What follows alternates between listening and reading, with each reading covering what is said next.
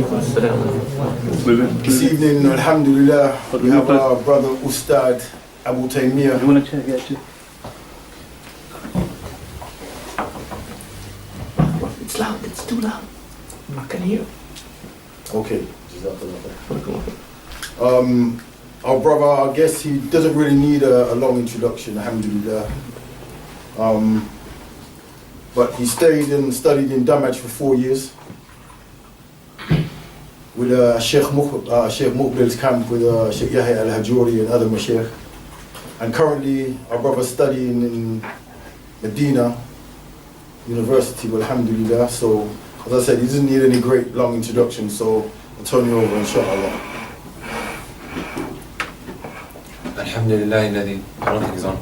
No, it's just for the It's for the sisters, I think it should be fine. Okay. Alhamdulillah, الذي جعل الدين مراتب ودرجات وصير للعلم به أصولا ومهمات وأشهد أن لا إله إلا الله حقا وأشهد أن محمدا عبده ورسوله صدقا اللهم صل على محمد وعلى آل محمد كما صليت على إبراهيم وعلى آل إبراهيم إنك حميد مجيد اللهم بارك على محمد وعلى آل محمد كما باركت على إبراهيم وعلى آل إبراهيم إنك حميد مجيد.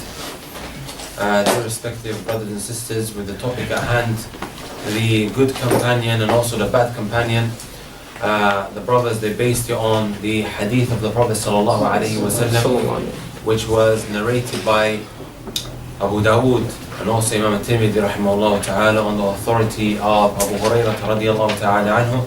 The Prophet sallallahu alaihi wasallam said, الرجل على دين خليله, and in some narrations المرء على دين خليله فلينظر أحدكم من يخالف.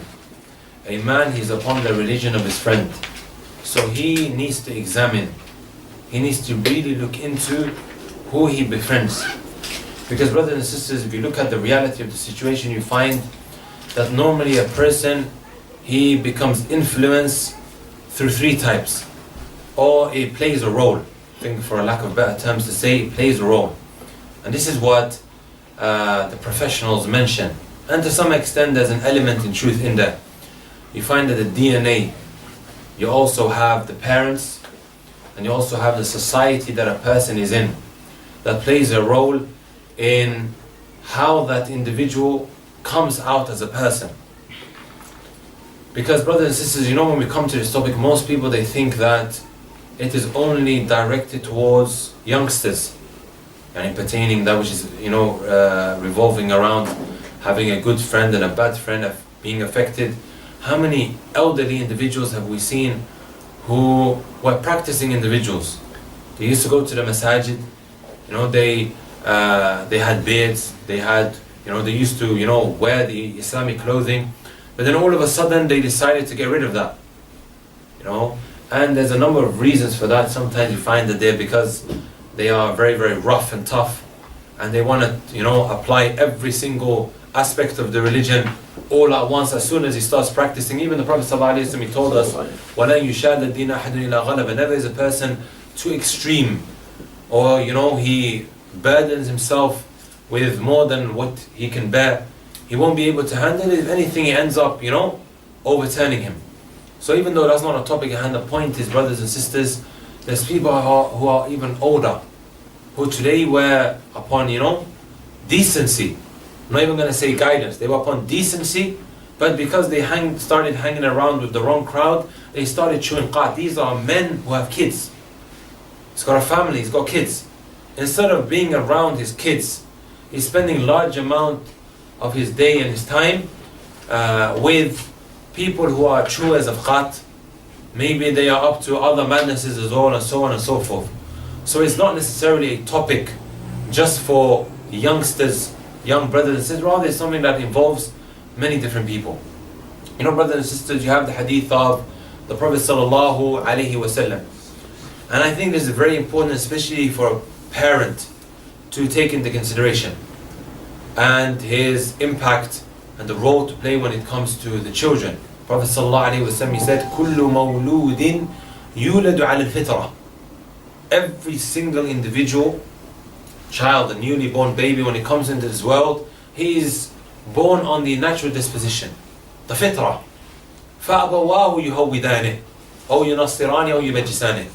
Find that the parents are the reason why he turns into a Jew, or he turns into a Christian, or he turns into a Majusi, and so on and so forth. And bina'an ala hada, based on this, you find sometimes because of his parents, he ends up living a very wretched, disgraceful life. And not in all cases you find as many times, you know, the Somalis have got a very nice method. They say, Mesha or, you know, Gel Kamar Gurba Kumara. Wherever the camel walks, then you find that the offspring of this camel, they follow it there. How does a parent expect to find his child not smoking when he's the one that's smoking the most in the house, or he's a smoker himself? How does he expect his child to stay at home, to be around his family, or to be a good husband when he gets married, when he himself is never found in the house, or he doesn't treat his wife accordingly? He's never in the house, but he tells his child, his boy, who just recently got married, he tells him, stay with your wife, spend time with her. وَهَلُمَّ جَرًا, and so on and so forth. And this is exactly what we see today, brothers and sisters. Even though not in all cases, but it's again, like I mentioned earlier, it has a part to play. Today you find that a young child, a young boy, he becomes really attached to the Quran simply because his father gave a lot of emphasis, a lot of importance to it from a very young age. There's children today, brothers and sisters, who cannot recite the Fatiha. Yesterday, one of our brothers, some of you may know him, his name is Muhammad Akhtar Chowdhury, Khuna Ustadh Sheikh Muhammad Akhtar Chowdhury, who runs Fatwa Online, a very well known website. Ashad Malkami posted a video on Twitter where a man, he was recording a young child who just came out of the Prophet ﷺ's masjid, and he was walking towards Al-Baqi'. He's walking towards the graveyard that is, you know, near the Prophet ﷺ's masjid. And this man was interviewing him. This is straight after the salah, by the way, you know, in the Prophet ﷺ's masjid. He's interviewing, he's asking him, have you memorized the Quran? He's saying, Alhamdulillah, you know, he's finished the whole Quran. So, an 8-year-old boy, he's following a janazah. He's just now prayed in the Prophet ﷺ's masjid. And he's also having the Quran.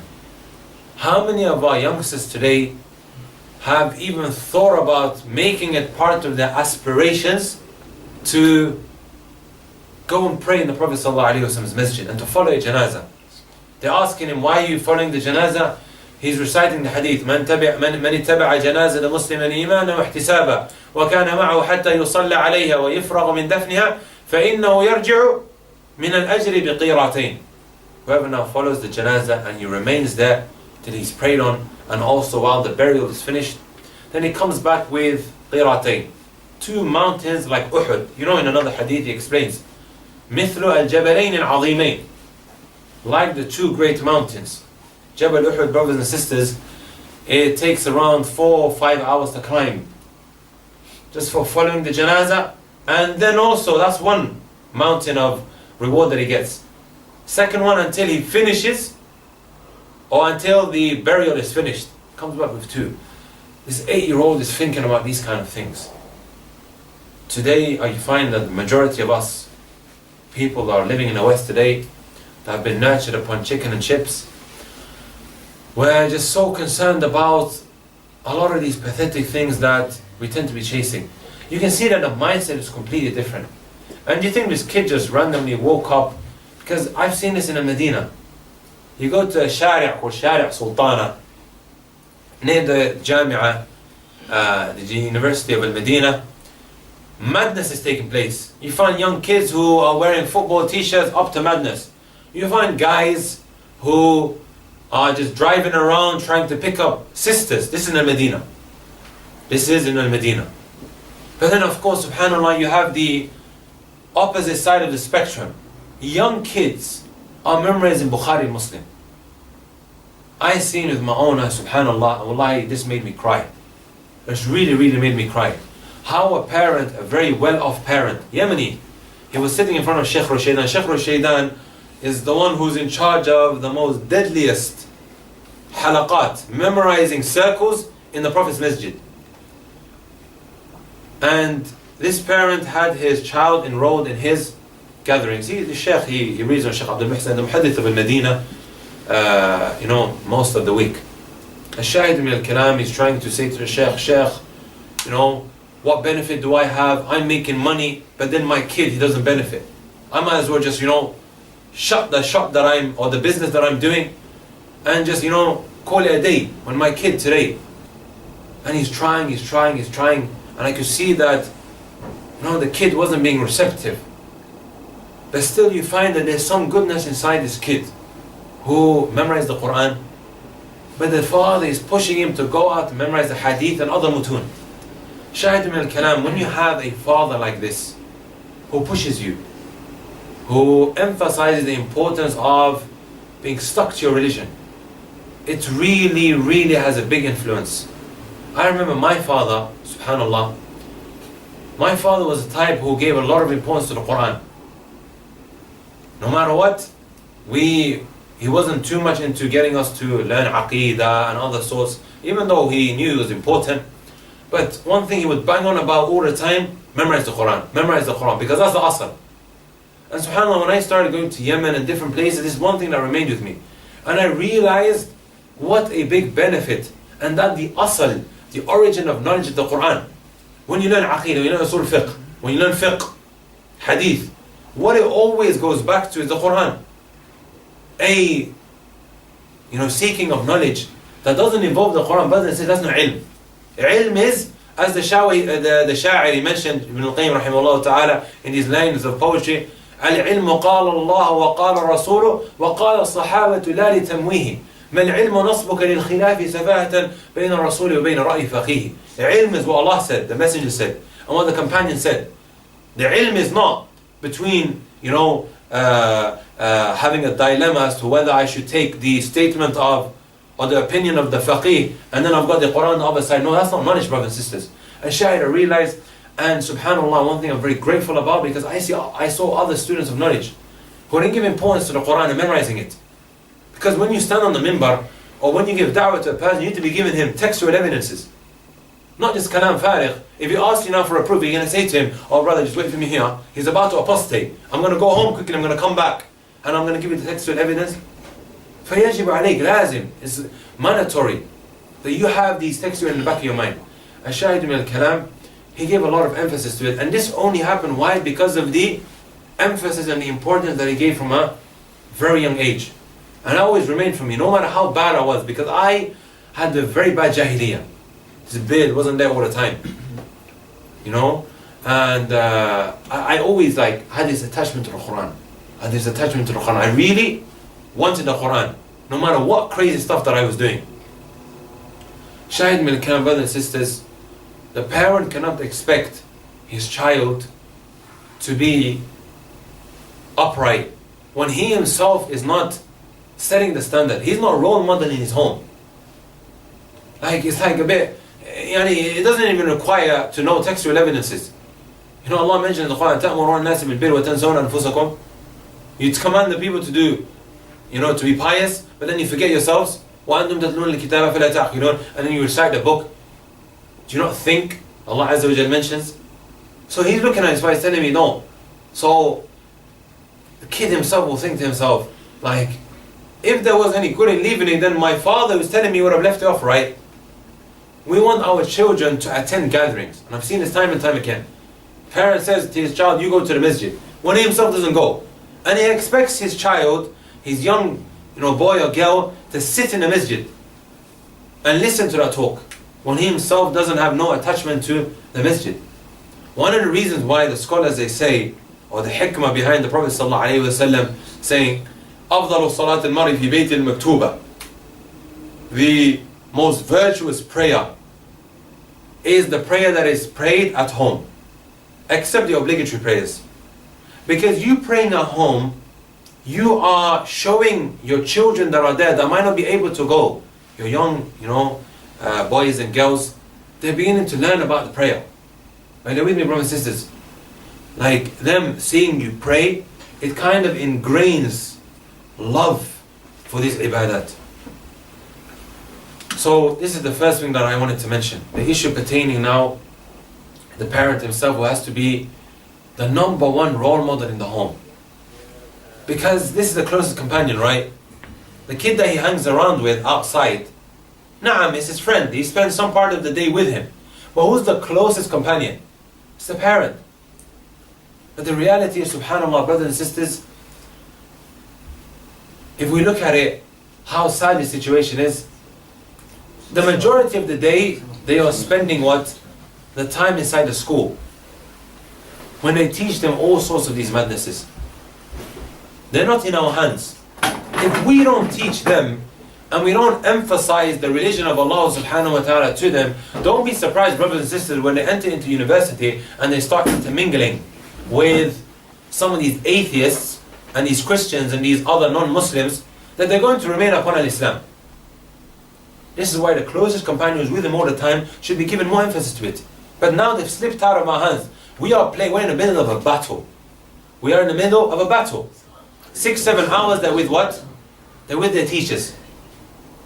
And what are the teachers doing? Do you really think that these teachers are going to spend a lot of effort trying to make them remain upon their religion? Remember all this, the brothers and sisters, all the time this. This is the principle that the Prophet ﷺ and Allah Azza wa Jalla in His Quran, with different wordings, even though the point behind it is the exact same, the non-Muslims do not want goodness for you. They do not want you to remain upon Islam. Even though, no, I'm not saying all of them. But amongst them are those who do not want you to remain upon uprightness in your religion. وَدُّوا لَوْ تَكْفُرُوا كَمَا كَفَرُوا فَتَكُونُونَ سَوَاءً. Allah says in the Quran, they wish that you disbelieve just like they disbelieved, and you become equal. Allah says in another verse, وَلَنْ تَرْضَ عَنْكَ الْيَهُودَ وَلَا النَّصَارَى حَتَّى تَتَّبِعَ مِلَّتَهُمْ. The Jews and the Christians, they will not be pleased with you. يَهُودُ وَالنَّصَارَى حَتَّى تَتَّبِعَ مِلَّتَهُم, until you follow their religion. وَلَا يَزَالُونَ يُقَاتِلُونَكُمْ حَتَّى يُرُدُّوكُمْ عَنْ دِينِكُمْ إِنِ اسْتَطَاعُوا. They will keep fighting with you until they make you renegade from the religion. Why? Allah says to us in another ayah, ما يود الذين كفروا من أهل الكتاب ولا المشركين أن ينزل عليكم من خير من ربكم والله يختص برحمته من يشاء. Allah, they don't wish rahmah to come down. Why? Because of the hasad that they have. Because of the envy that they have toward Islam. The fact that they see, you know how they say, yeah, the city that never sleeps, right? New York. Don't you think this should be used more on the city of Mecca? 24 hours, you find that, you know, they're doing tawaf. أليس كذلك? The fact that they see a very diverse ummah. This is one of the reasons why Malcolm X being Muslim, right? When he thought that Islam was only for blacks, he went to Al-Hajj, he saw a very diverse, he saw diversity. Find all these different people from different backgrounds. The rich guy and the poor guy, they are equal as soon as he puts the ihram on. Many different backgrounds, they are all doing the exact same thing. Imagine, brothers and sisters, won't this grab the attention of somebody, especially if he's not practicing? The fact that thousands of people in the haram, all of them just bow down one time. And then they prostrate one time. No matter what color you are, no matter how rich you are, no matter how poor you are. In this posture, everybody's equal. SubhanAllah, I seen when I was studying back in school, when a teacher is saying to all the people in the class, everybody draw your gods. The Hindu draws her god that looks like whatever it might be, whether it's a baqarah, a cow, or a statue that she worships. The Christian, he draws the supposed Jesus. وَمَا قَتَلُوهُ وَمَا وَلَكِنْ شُبِّهَ لَهُمْ. They never killed him, they never crucified him, as Allah Azza wa Jalla teaches us. And they believe that Jesus has long hair, it's white, and he's like that. طيب. We're coming out to the Muslim. The Muslim who, subhanallah, obviously cannot see his God, right? So everybody's drawing their gods. Oh, what about you? Oh, you can't draw him? That means you don't know him. Is there really a God? Is there really an Allah? Are you with me, brothers and sisters? So this is when the doubts gets thrown at this person. One time an individual came up to me and he said to me, you know your Prophet, yeah, he memorized, he ended up marrying young girls. He tried to call him a pedophile. I remember he was a Christian Egyptian. I still remember this very day. And I couldn't respond back to him. So this is the kind of environment that our kids are being thrown into. We don't teach them. Who's going to teach them? By the way, Sheikh Tahir White, he responded back to this doubt really nicely. Anybody wants to, know how to respond back and rebuke these doubts, you can find a video on my YouTube channel where Sheikh Tahir, he really responded back to this nicely in the Prophet ﷺ. As a shahid min al-kalam, the environment. Remember I said earlier, right? Genes, the environment, society that a person's in, and likewise who? What was the third one? Huh? I mentioned the genes. That has a role to play of how a person, becomes in his life. You've got the genes, you've got the society, and there was the third one. Parents, which was the parents. And because he's a companion, I need a companion in general. And the parent and the wife, they all come under the second point, the environment. Another, subhanAllah, we see this all the time. My sister, she starts school, she's wearing a hijab, she's very well dressed, mashallah. She gets into year 9, she begins to see the sisters around her. They're not wearing hijab. She goes up to the parents, oh mom, you're making me wear these big jilbabs.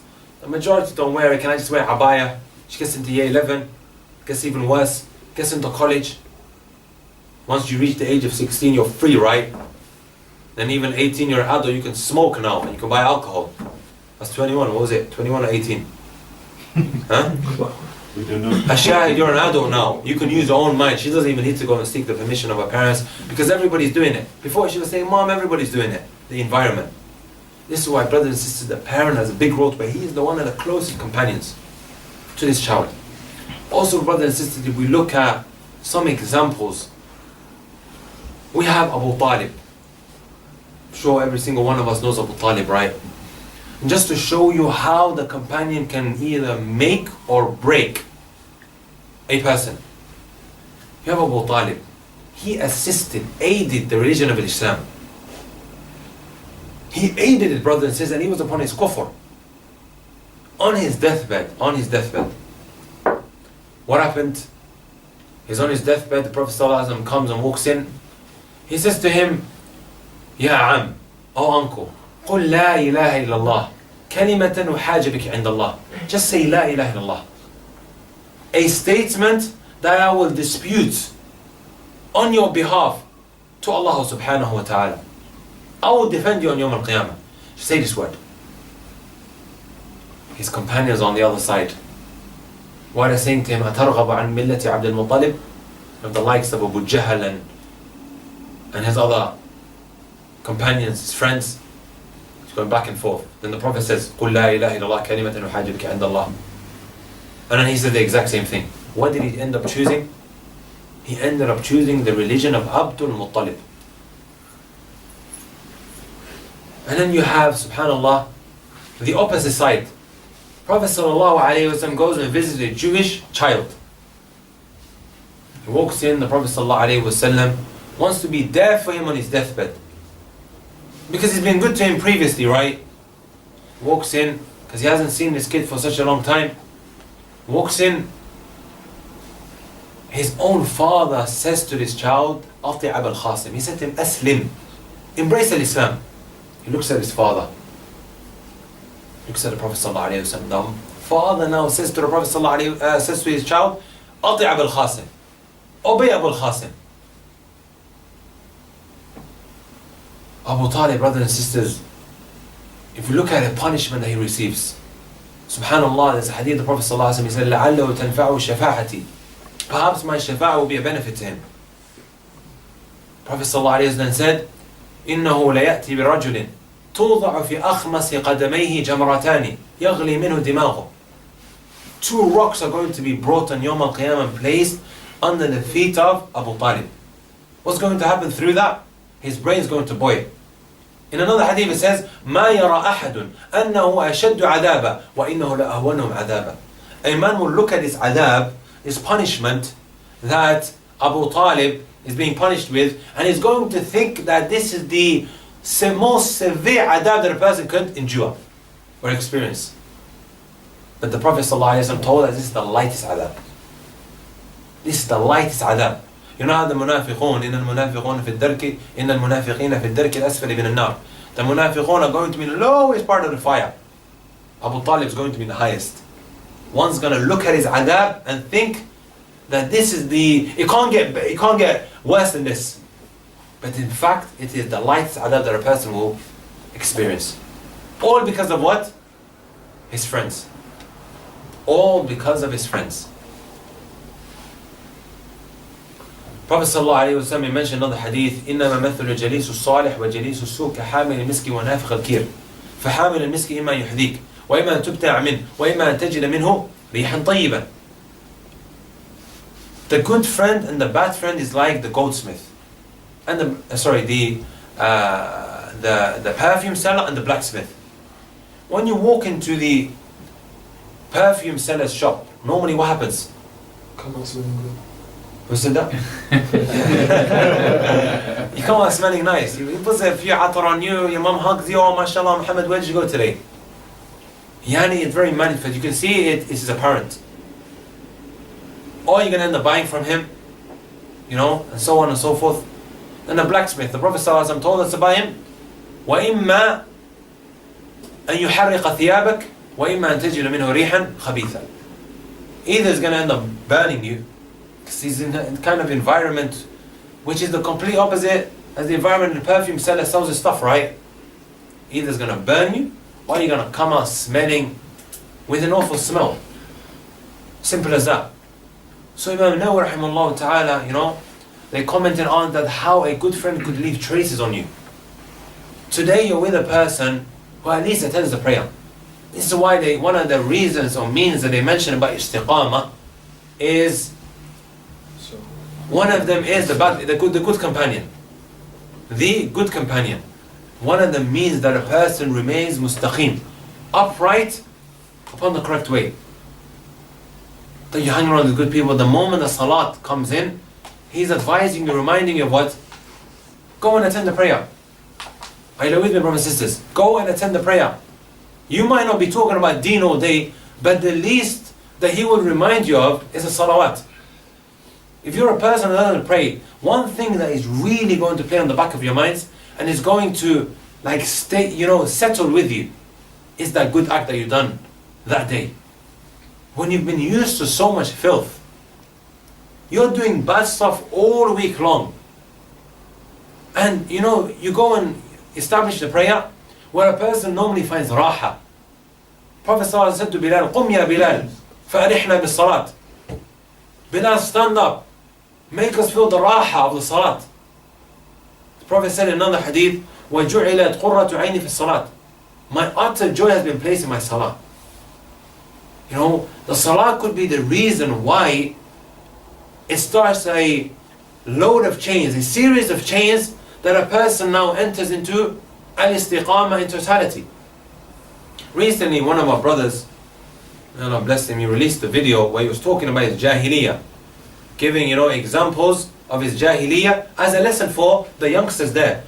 And one of the videos he cut out, it was like a 1-minute video, a very close friend of mine. And I thought, subhanallah, how much this applied to me as well before. He used to be a musician. And never used to pray. He just used to say to himself, I just need to stop praying. That's the first step I need to do. So he starts praying. As time goes on, he begins to see with himself that speaking to girls, he begins to feel uncomfortable speaking to girls and doing other filthy, evil acts. And he begins to feel very abnormal, going back into that routine. And he didn't understand why. Then later on he heard a shaykh mention his verse, إِنَّ الصَّلَاةَ تَنْهَى عَنِ الْفَحْشَاءِ وَالْمُنْكَرِ. The salah, it removes the filth and the evil that a person is in. Sometimes the people, they say to me, oh, but brother, I'm a drug dealer, I've got a girlfriend, I do zina, how can I pray, I'm impure, and so on and so forth. The Eiffel Tower wasn't built in one day, my brother. Things happen gradually. And there's steps that a person could take, baby steps that they call it. And a nice place to start is by starting off with your prayer. We don't say to someone, Akhi, stop everything, then start praying. La, start the prayer. The amount of benefits that we could derive that could have a positive, great impact on a person's life, maybe we should do a lesson on it one day. And exactly the same with me. I used to say to myself, Muhammad, do your Jum'ah. You're already doing your Jum'ahs, even though I had some crazy stuff that I was involved in, just start. Okay, you're doing your Jum'ahs now, try to at least. And that brother himself, he found himself out of the filth that he was doing.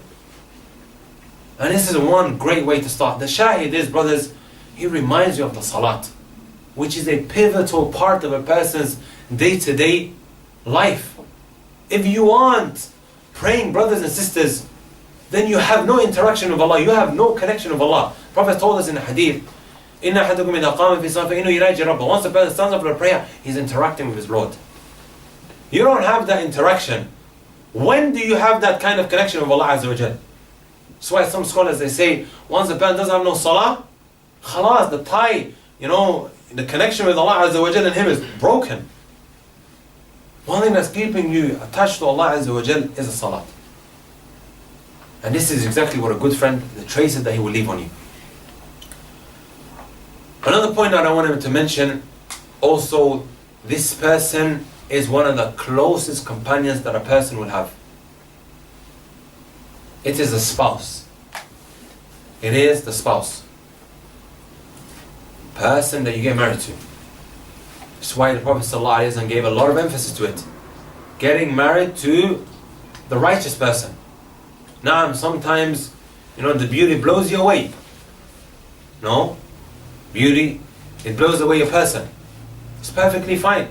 We are all, people, we are men, that when we see a beautiful girl, our eyes find it very hard to move away. I'm not going to lie to ourselves, this is something that applies to all of us.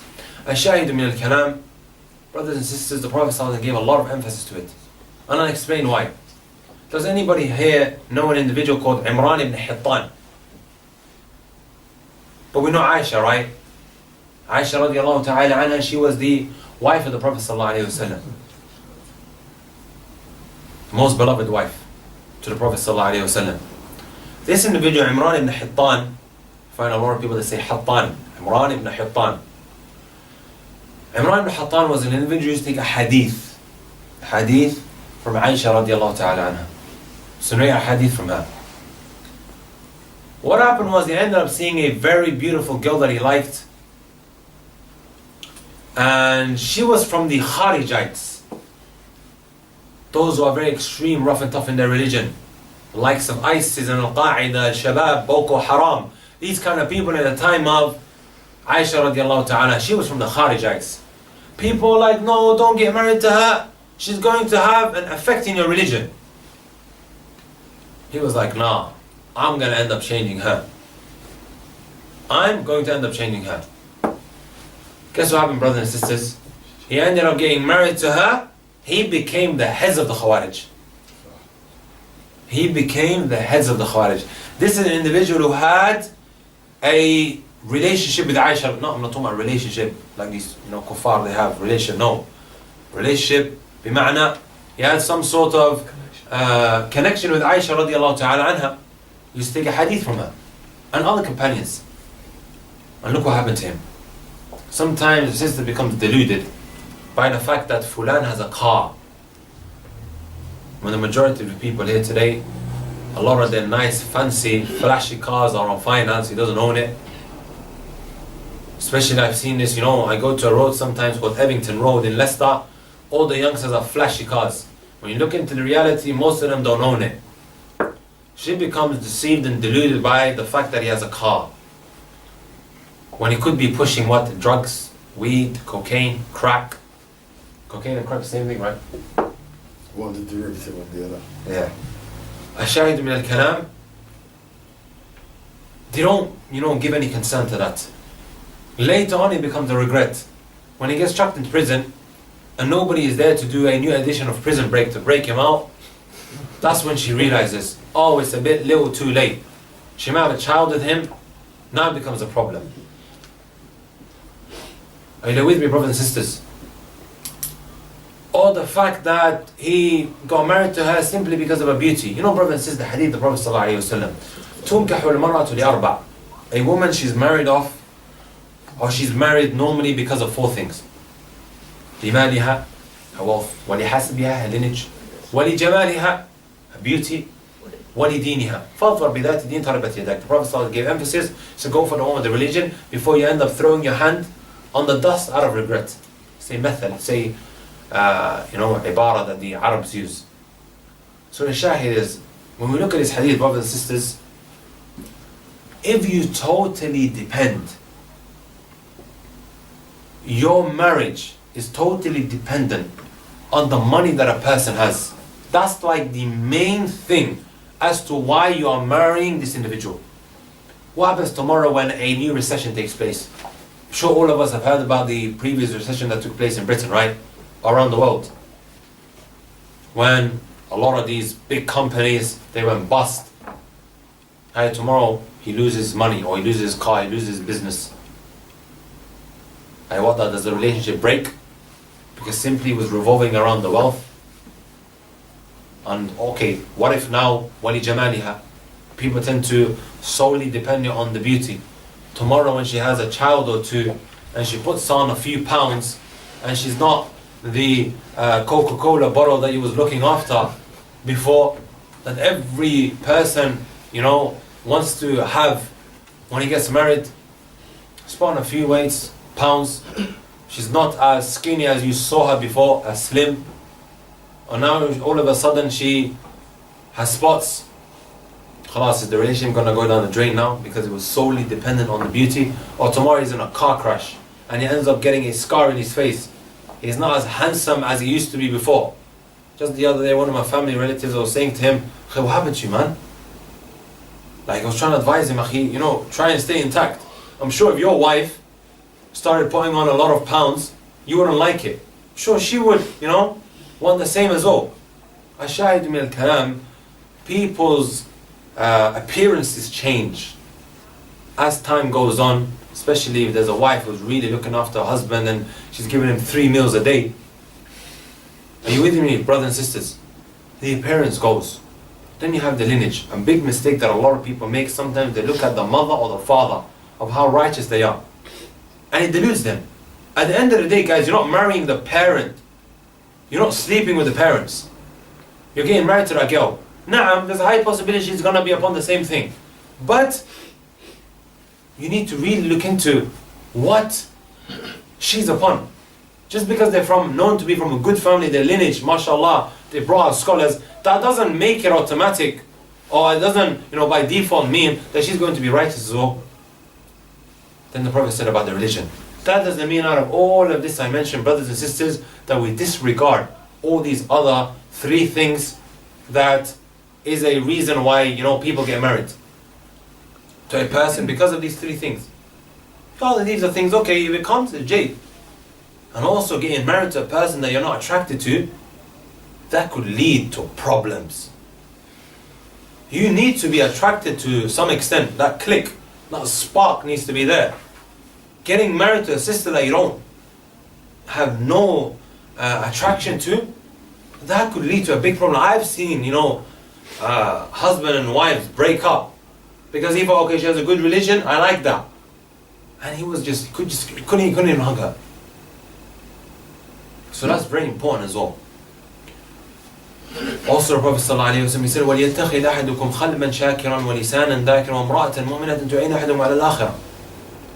When a person gets married, the Prophet said one should have a remembering tongue, a thankful heart, and also he should try and go after the sister who is believing, a righteous woman that's going to assist him with his akhirah. She asked you, why haven't you woken up for qiyam? Forget about fajr. That's something that's already taken place. Why are you not waking up for Qiyamul? She's encouraging her husband to wake up for Qiyamul Layl. He doesn't wake up for the prayer, she gets water, she chucks it in his face. These are all things, brothers and sisters, that we should try to really aspire for. Prophet ﷺ said in the hadith, الدنيا متاع وخير متاعها المرأة الصالحة. The dunya is an enjoyment. And the best part of this enjoyment is getting married to a woman that is righteous. إذا نظرت إليها سرتك. When you look to her face, it makes you happy. وإذا أمرتها طاعتك.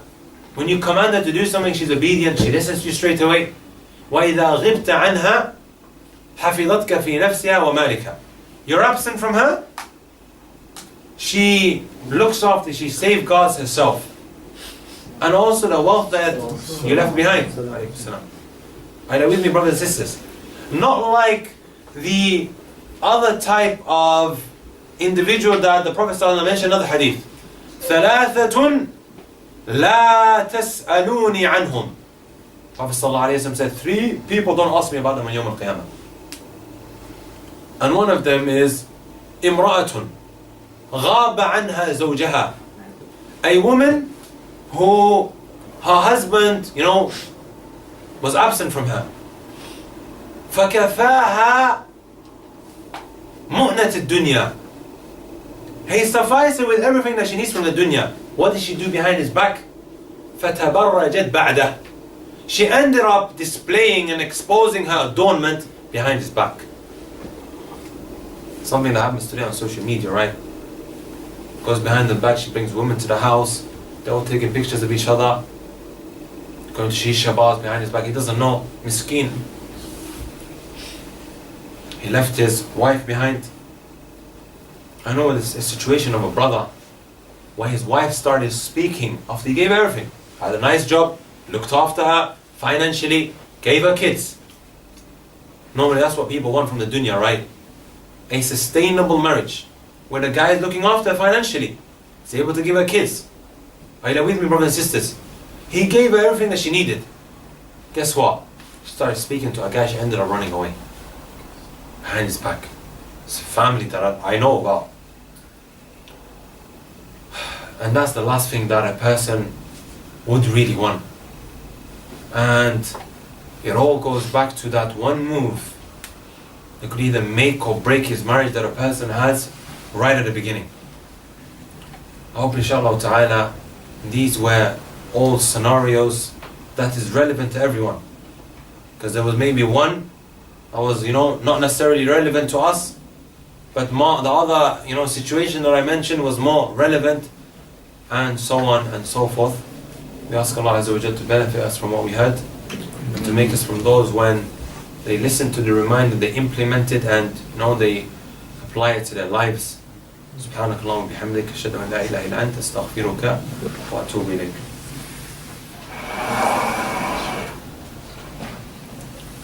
If there's any questions pertaining to the topic, can we One question inshallah, because I've got another lecture in South today. Yeah, it's a After very Maghrib. brief inshallah. So is there any questions from the floor or for the sisters section, if you would like to write down any questions where you may have, and we'll try and get them addressed briefly. Yeah, Just a couple of quotes, please, Michelle. They wish that you would disbelieve. No. What was the quote for that? It's a statement of Allah subhanahu wa ta'ala, وَدُّوا لَوْ تَكْفُرُوا كَمَا كَفَرُوا فَتَكُونُونَ سَوَاءً. يعني is in Surah النساء from what I remember. وَدُّوا لَوْ تَكْفُرُوا كَمَا كَفَرُوا فَتَكُونُونَ سَوَاءً. نعم, is in Surah النساء. You want the actual number where it is? The ayah and everything, yeah, that would be. Huh? If you Alright, know the I'll ayah say as that. well, jazakallah khair. And also to say we're going in there again, the one about the Jews and the Christians will not be pleased with you. This is in Surah Al-Baqarah. The first one? وَدُّوا لَوْ تَكْفُرُونَ. Sorry, I recited it wrong. وَدُّوا لَوْ تَكْفُرُونَ كَمَا كَفَرُوا فَتَكُونُونَ سَوَاءً. They wish that you disbelieve just like they disbelieved as well. This is Surah An-Nisa, ayah number 89. I forgot the wow. 89. وَلَا يَزَالُونَ يُقَاتِلُونَكَ. Or you mean the other one? وَلَن تَرْضَى. In Surah Al-Baqarah.